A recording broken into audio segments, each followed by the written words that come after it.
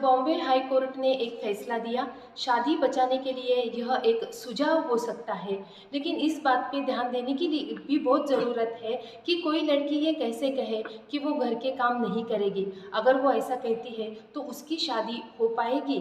Court ने इस बात पे भी विचार करने की ज़रूरत है, मुझे ऐसा लगता है। कोर्ट ने आगे ये कहा है कि किसी महिलाओं को समाज स्वास्थ्य के लिए कोई काम कहा जाए तो वो क्रूरता नहीं है। समाज स्वास्थ्य इस लाइन की परिभाषा क्या है? क्योंकि हर व्यक्ति का नज़रिया अलग है, उसकी विचार करने का तरीका अलग है। तो मुझे ऐसा लगता है कोर्ट ने इस बात पे भी ध्यान देने की ज़रूरत है।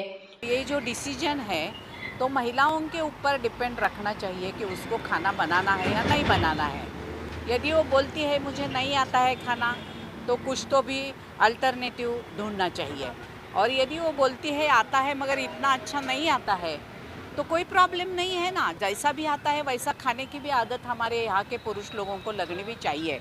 तो इसीलिए मेरा ऐसा कहना है कि खाना पकाना ये औरतों की जिम्मेदारी ओनली नहीं है, पुरुषों ने भी, हमारे भाइयों ने भी वो कुकिंग के क्लास लगा के खाना पकाना सीख लिया तो भी ये प्रॉब्लम कम हो सकते हैं।